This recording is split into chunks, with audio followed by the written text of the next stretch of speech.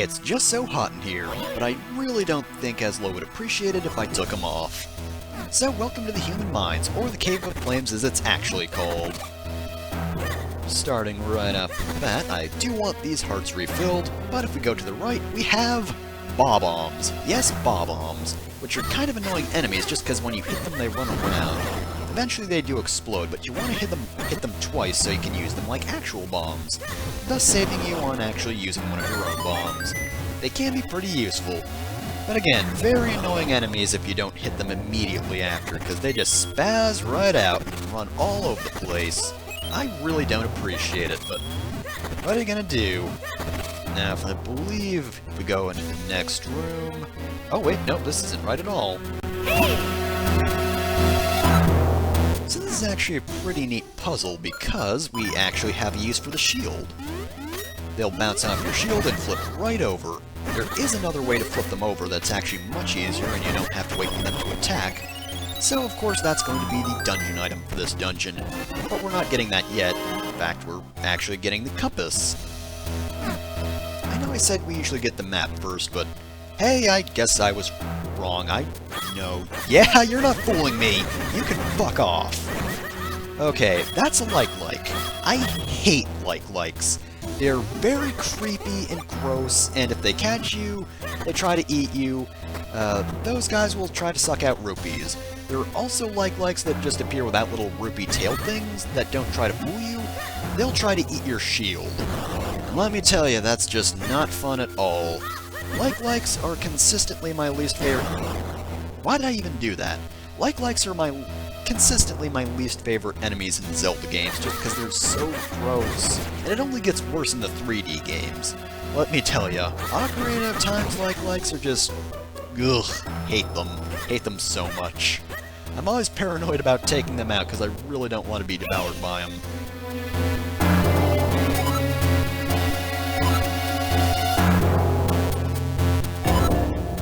Who's afraid of the minecart? I will get in the minecart once I take care of these guys. Then again, maybe Doylon's played Donkey Kong Country and just knows to be terrified of these things. And I don't dislike the minecart segments in that. Oh my goodness! That went a fair bit faster than I thought it was.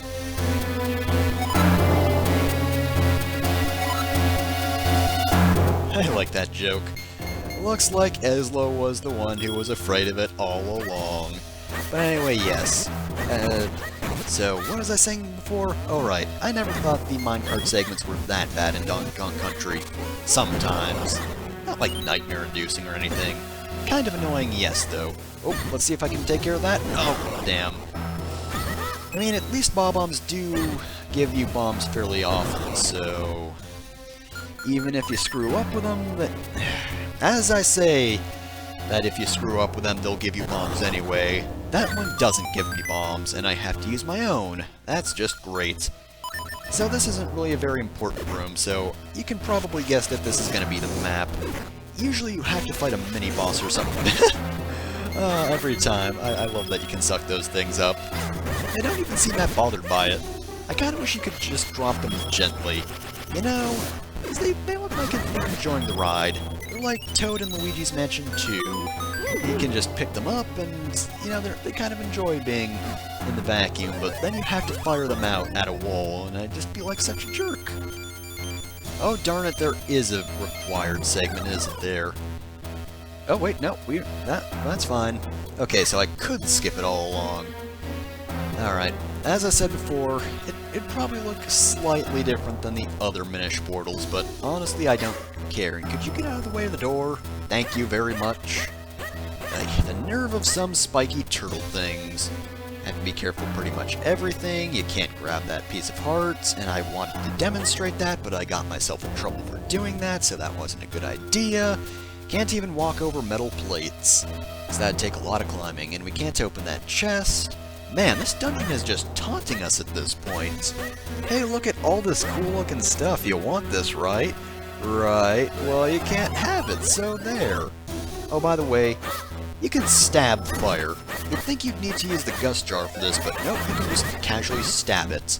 That is actually pretty great. Just stab the fuck out of this fire. There's a reason that it needs to be destroyed so easily. Part of it is because you can only hold 2 items at once, though. That in itself won't be that useful until, well, the end of this dungeon. You'll see why later. And we get the map. Okay, so this is the map. The other time was just an indication that there was a Minish portal there, and I got confused. Oh well, be careful of these things, because once you step on them, they crumble. You do have a few seconds to get across them, but don't try to make your way back over the path. No, really? Falling into magma's a bad idea. Thanks, Eslo. I never would have figured that out otherwise.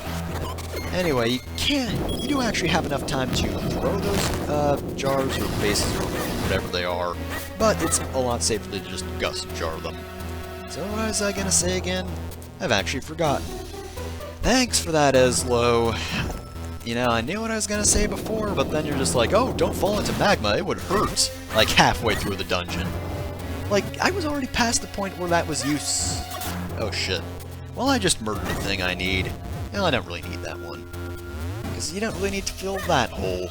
Just this one. And the one near the base. But anyway, yeah. Thanks, Eslo. Thanks for the brilliant advice. Ah, well.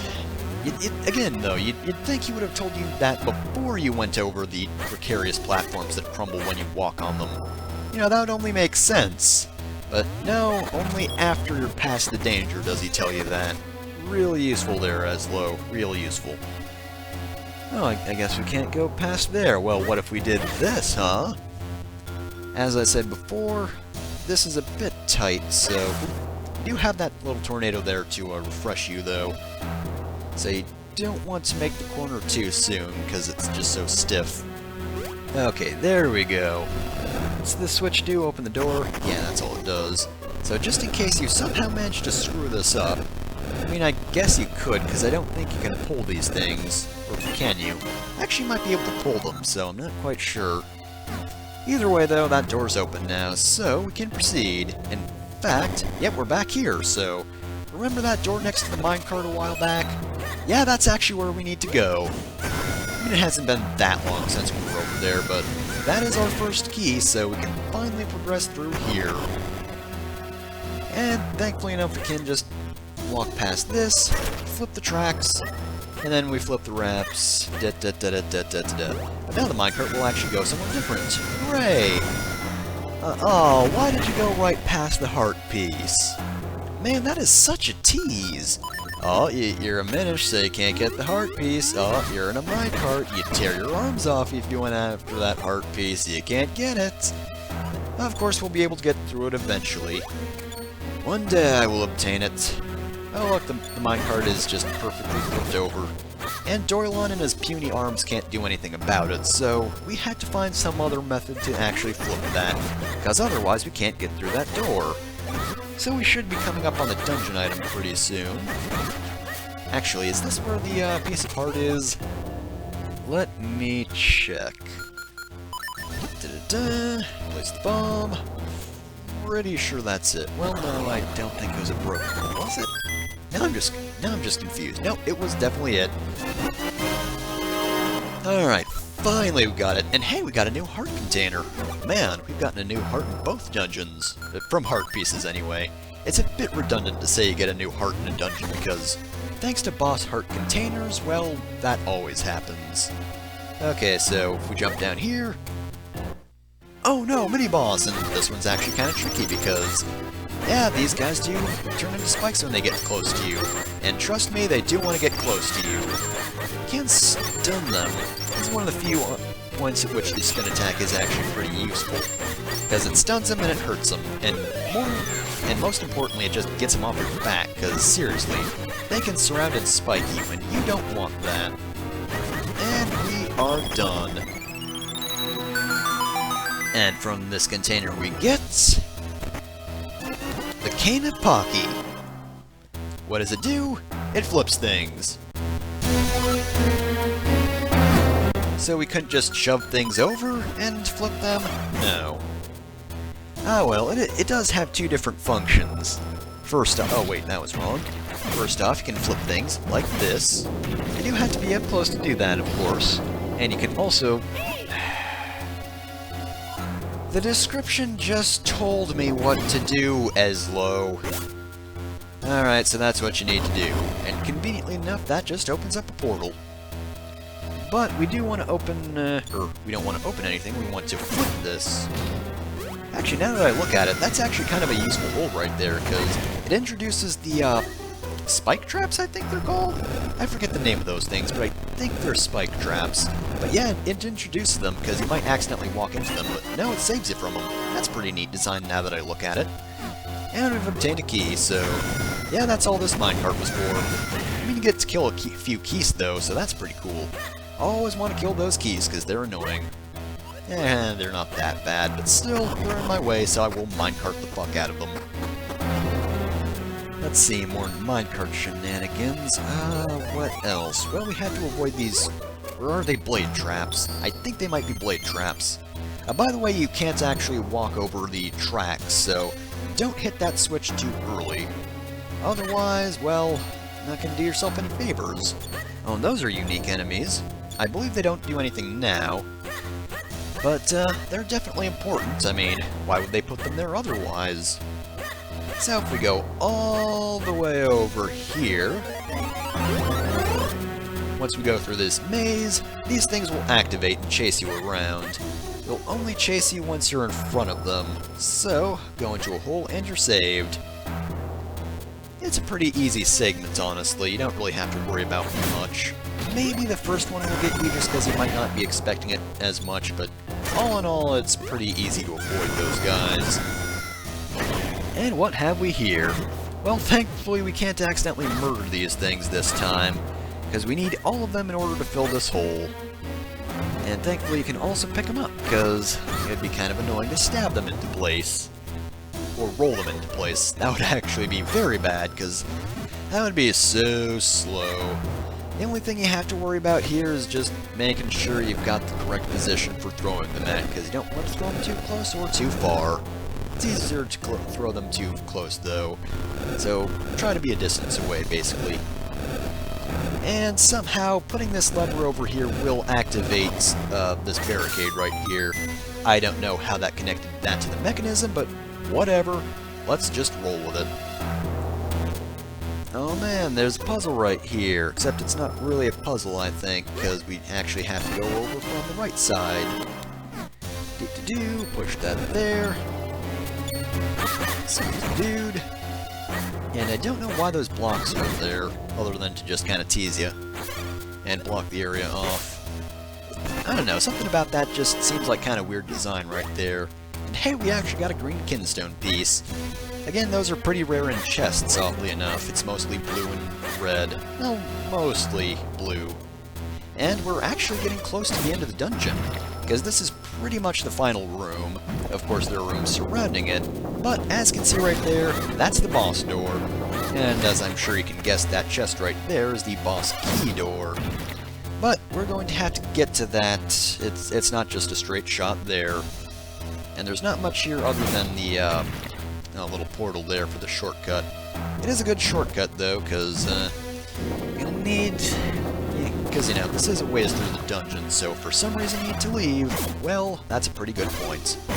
Actually, this is one of the few Zelda games with 3 portals, I think. Because usually it's just 2 or 1, really. But the one in the boss room does kind of count, I believe. So yeah, it's usually just like a midway one and the boss exit portal. Alright, I believe we want to flip over these pots, which, by the way, is a thing you can do.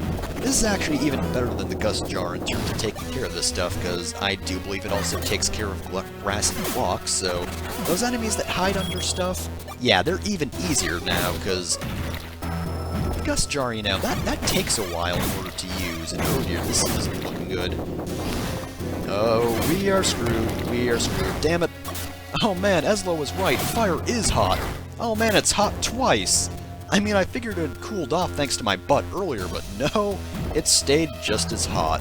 Man, Eslo, where would I be without your advice? Okay, now if you're actually good at aiming, this segment's pretty easy.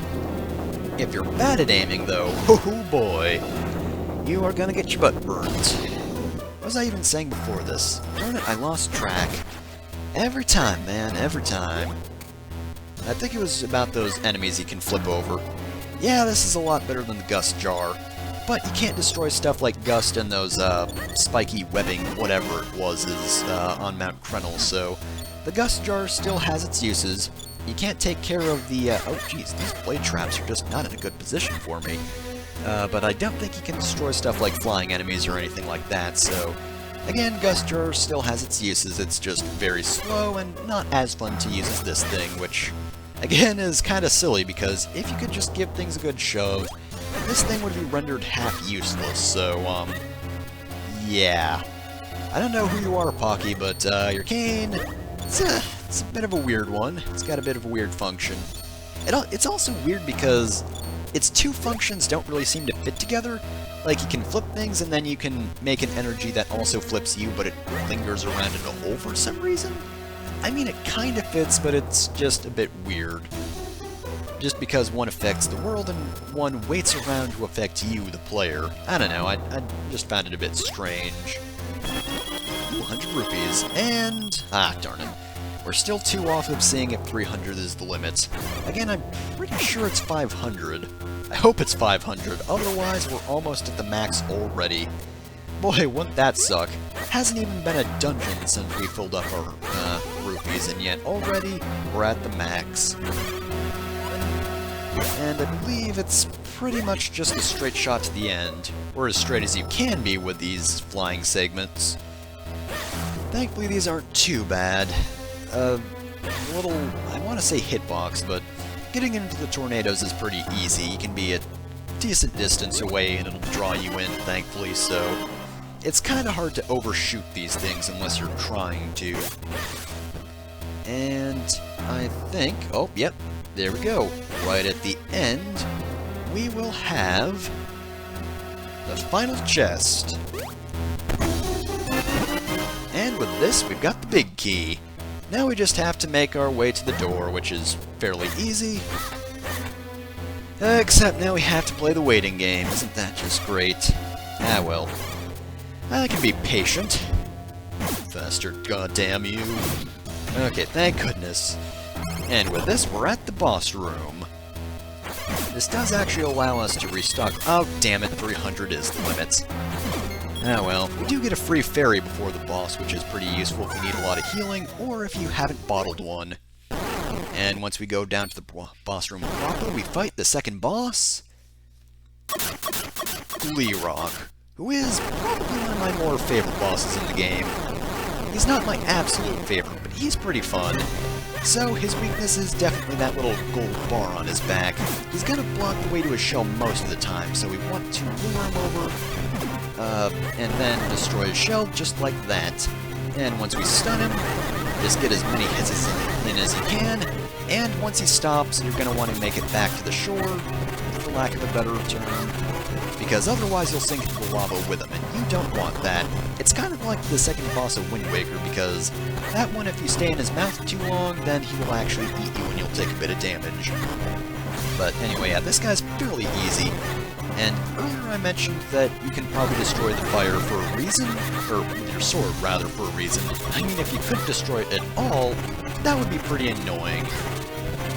Oh man, look at that effect! Whoa, that looks kind of terrible, actually. That looks really bad, holy crap.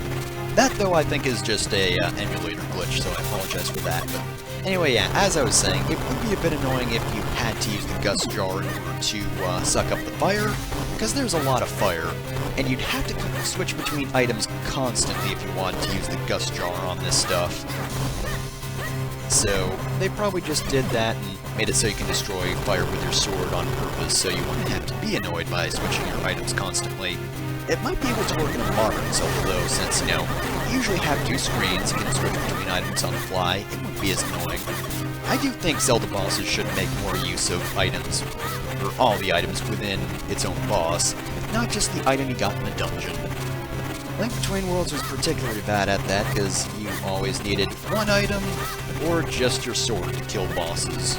And yeah, it's really not difficult to figure it out, so it's kind of just standard. But anyway, enough of that, about that boss. I have to say, this boss might seem like it's a little cluttered and there's a bit too much going on, but it's really not that much to deal with. Even when there's fire everywhere, it's really not that tough. And oh, he's finished. It took like, what, 3-4 cycles? I think it was 3. So he wasn't too bad. Again, he's a pretty fun boss, but he's dead now. And you know what that means, right? It means that once we step into the center, we get the second element. Yep, 2 out of 4 elements. We're already halfway done. Man, this is going pretty smoothly. Zelda will be free in no time. But we aren't done just yet, so once we're done with our victory here, we're going to grab our usual heart container. Next time on The Legend of Zelda the Minish Cap, we're going to go check on Malari and see how that sword's coming.